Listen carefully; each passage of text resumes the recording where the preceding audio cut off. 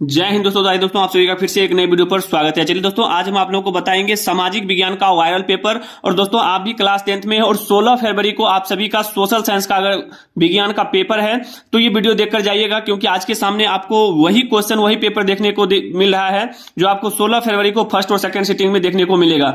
दोस्तों अभी तक आपने सोशल साइंस में अगर कुछ भी नहीं पढ़े हैं, एक भी ऑब्जेक्टिव नहीं याद किए हैं, तो वायरल पेपर ये करके जाइएगा। ये वही क्वेश्चन वही पेपर है जो आपको 16 फरवरी को 100% देखने को मिलेगा। दोस्तों इस बार सोशल साइंस में 95% आना चाहिए। दोस्तों ये गारंटी है, पेपर आ गया है, क्वेश्चन आ गया है, आप लोग ईमानदारी से पढ़ के केवल जाइएगा और एक भी क्वेश्चन छोड़ के नहीं आइएगा। ठीक है, जैसा कि आप लोग देख रहे हैं कि सोशल साइंस है ये, ठीक है, और आपको इसमें जो है टोटल समय जो है 2 घंटा 45 मिनट का दिया जाएगा। और इसमें टोटल पूर्णांक 80 नंबर का होता है, जिसमें 40 नंबर का ऑब्जेक्टिव क्वेश्चन रहता है। ठीक है, तो आज कंप्लीट हम 80 का 80 क्वेश्चन करवाएंगे और आप लोग देखकर जाइएगा। 16 फरवरी दोस्तों यही रात अंतिम और यही रात भारी, जो देख के जाएगा इस बार एक भी क्वेश्चन छोड़ के नहीं आएगा। ठीक है, तबाही मचा के आना है इस बार सोशल साइंस में। ठीक है, सामाजिक विज्ञान में जो भी स्टूडेंट कमजोर हैं, आ जाइए मेरे साथ, जुड़ जाइए और एक एक क्वेश्चन को करके जाइएगा। तो चलिए दोस्तों बढ़ते हैं क्वेश्चन की ओर और एक एक क्वेश्चन को करने का प्रयास करिएगा।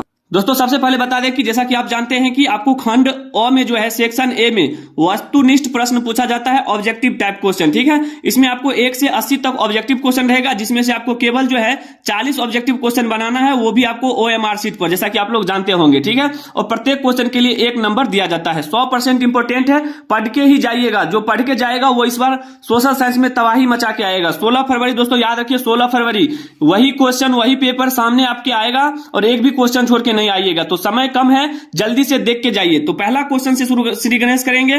बोला गया कि रूस की बोल्शेविक क्रांति का नेतृत्व किसने किया? तो आप सभी जानते हैं कि ये जो है लेनिन ने किया। ऑप्शन नंबर सी याद करके जाइएगा। ठीक है, चलिए अगला क्वेश्चन देखिएगा। क्वेश्चन नंबर 2 है आपके सामने।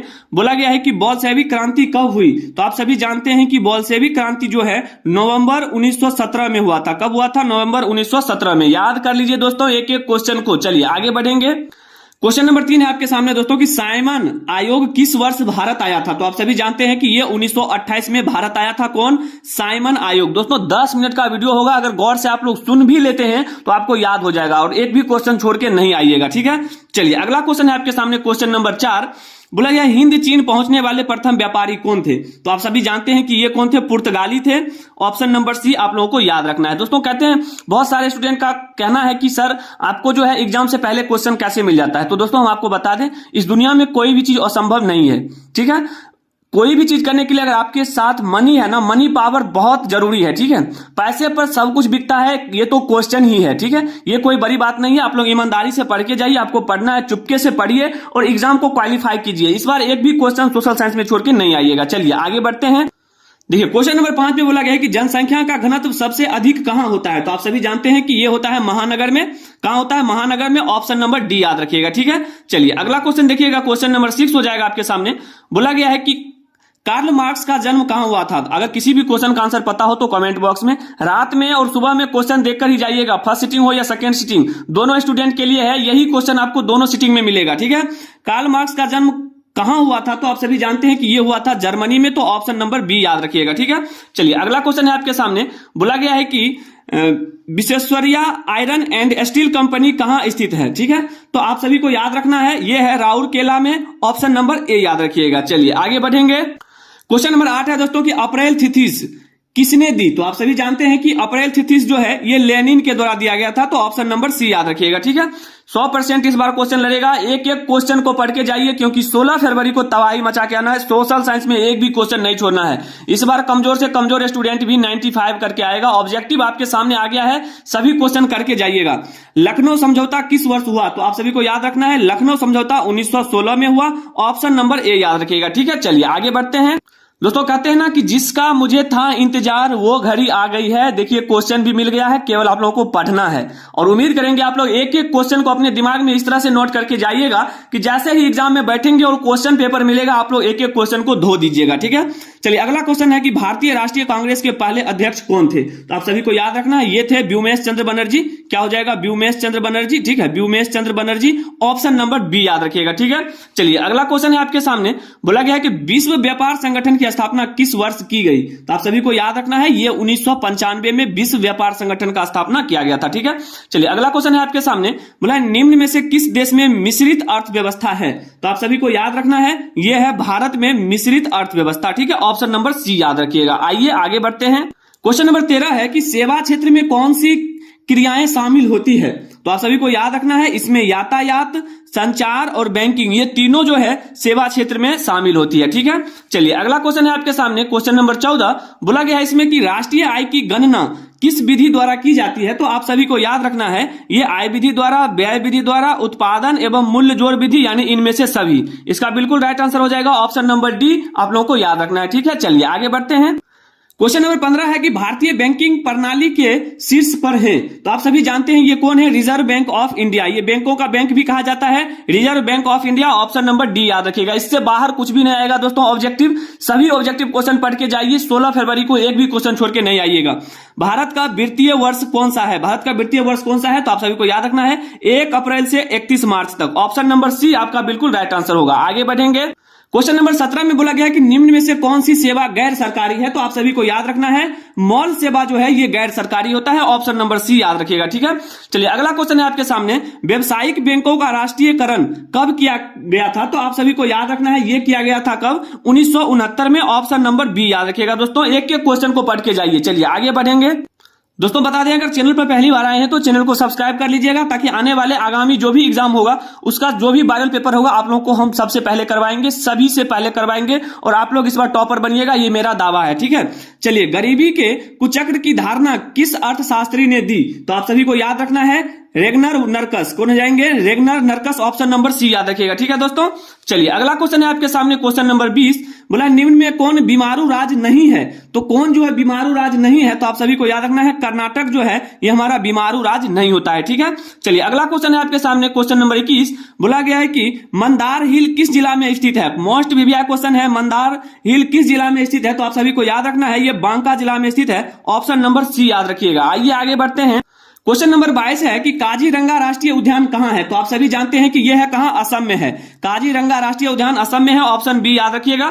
आइए अगला क्वेश्चन है आपके सामने कि संजय गांधी जैविक उद्यान कहां है, तो आप सभी जानते हैं और बच्चा बच्चा जानता है कि संजय गांधी जैविक उद्यान कहां है, पटना में है, जिसको हम चिड़ियाघर के नाम से जानते हैं। चलिए आगे बढ़ेंगे। क्वेश्चन नंबर 24 है कि ऊर्जा का गैर पारंपरिक स्रोत कौन सा है, तो आप सभी को याद रखना है इसका बिल्कुल राइट आंसर हो जाएगा सौर ऊर्जा, कौन सा है, सौर ऊर्जा, ऑप्शन नंबर डी याद रखिएगा, ठीक है। चलिए अगला क्वेश्चन है क्वेश्चन नंबर 25, बोला गया कि देश के बांधों को किसने भारत का मंदिर कहा था, तो आप सभी को याद रखना है ये कहा था JL नेहरू यानी कि जवाहरलाल नेहरू जी, ठीक है, ऑप्शन नंबर सी। दोस्तों 16 फरवरी याद रखिए, 16 फरवरी सोशल साइंस में एक भी क्वेश्चन छोड़ के नहीं आना है, A to Z क्वेश्चन करेंगे इस बार सोशल साइंस में, ठीक है, 16 फरवरी को। काली मृदा का दूसरा नाम क्या है, तो आप सभी जानते हैं कि रेगुर मृदा, अगर थोड़ा भी आप लोग पढ़े होंगे तो आपको याद होगा, काली मृदा को ही रेगुर मृदा कहते हैं, ऑप्शन नंबर बी याद रखिएगा। चलिए आगे बढ़ते हैं।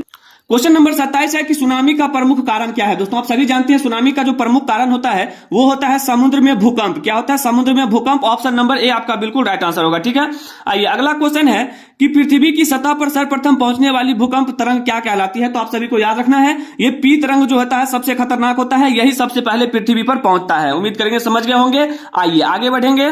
क्वेश्चन नंबर 29 है कि जलने में क्या प्राथमिक उपचार होना चाहिए, तो जलने में जो है क्या प्राथमिक उपचार होना चाहिए, तो आप सभी को याद रखना है सबसे पहले इस पर ठंडा पानी डालना चाहिए, तो ऑप्शन नंबर ए आपका बिल्कुल राइट आंसर होगा, ठीक है। चलिए अगला क्वेश्चन है आपके सामने कि भाखड़ा नांगल बांध किस नदी पर बना है, तो आप सभी जानते हैं, आप लोगों को याद रखना है सतलज नदी पर बना है, तो ऑप्शन नंबर सी आपका बिल्कुल राइट आंसर हो जाएगा। दोस्तों 16 फरवरी याद रखिए, 16 फरवरी अंतिम मौका है, जो इस बार देख के जाएगा वायरल पेपर वही इस बार सिकंदर कहलाएगा, एक भी क्वेश्चन छोड़ के नहीं आइएगा, तबाही मचा देना है। कमजोर स्टूडेंट भी इस बार सोशल साइंस में यानी कि सामाजिक विज्ञान में A to Z क्वेश्चन करके आएगा। तो क्वेश्चन नंबर 31 है कि भोपाल गैस त्रासदी में किस गैस का रिसाव हुआ था, तो आप सभी जानते हैं इसमें जो है मिथाइल आइसोसाइनेट जो है ये सबसे पहले रिसाव हुआ, ठीक है, इसमें बहुत सारे लोग जो है जख्मी हो गए थे और मर गए थे, ठीक है। तो आगे बढ़ते हैं। क्वेश्चन नंबर 32 है कि राउरकेला इस्पात संयंत्र कहां है? तो आप सभी को याद होगा, और नहीं याद है तो देख लीजिए, इसका बिल्कुल राइट आंसर हो जाएगा उड़ीसा। क्या हो जाएगा? उड़ीसा। राउरकेला इस्पात संयंत्र उड़ीसा में स्थित है। ठीक है, चलिए अगला क्वेश्चन देखिएगा। क्वेश्चन नंबर 33 आपके सामने बोला है कि पहला अंतरराष्ट्रीय पृथ्वी सम्मेलन कहां हुआ था? तो आप सभी को याद रखना है, यह हुआ था रियो डी जेनेरो में। ऑप्शन नंबर डी आपका बिल्कुल राइट आंसर होगा। चलिए आगे बढ़ते हैं। क्वेश्चन नंबर 34 है कि कपास के लिए उपयुक्त मृदा क्या है? यानी कपास जो उगता है वो कौन से मृदा में, मतलब कौन से जमीन में सबसे ज्यादा बेहतर होता है? तो आप सभी को याद रखना है, ये रेगुर मृदा में जो है सबसे ज्यादा उगता है। ठीक है, चलिए अगला क्वेश्चन देखिएगा। क्वेश्चन नंबर 35 आपके सामने बोला गया है कौन प्राकृतिक आपदा विस्तृत क्षेत्र को प्रभावित करती है? तो आप सभी को याद रखना है, ये बाढ़ जो है सबसे अधिक प्रभावित करता है। ऑप्शन नंबर बी याद रखिएगा। अगला क्वेश्चन है आपके सामने बोला गया है विश्व में सबसे बड़ा प्रजातंत्र किस देश का है? तो आप सभी जानते हैं, इसका बिल्कुल राइट आंसर हो जाएगा भारत में। भारत का प्रजातंत्र जो है पूरे विश्व में सबसे बड़ा प्रजातंत्र माना जाता है। आगे बढ़ेंगे। क्वेश्चन नंबर 37 है दोस्तों कि हाल ही में कौन सा भारतीय राज्य 2 केंद्र शासित प्रदेशों में बदल गया है? तो आप सभी को याद रखना है, यह है जम्मू कश्मीर। क्या है? Jammu Kashmir. Option number B याद रखिएगा। ठीक है, आइए अगला क्वेश्चन देखिएगा। क्वेश्चन नंबर 38 हो जाएगा कि पंचायती राज का उच्चतम स्तर क्या है? तो आप सभी को पता होना चाहिए कि पंचायती राज का उच्चतम स्तर जो होता है यह हमारा होता है जिला परिषद। कौन होता है? जिला परिषद। ऑप्शन नंबर सी याद रखिएगा। चलिए आगे बढ़ेंगे।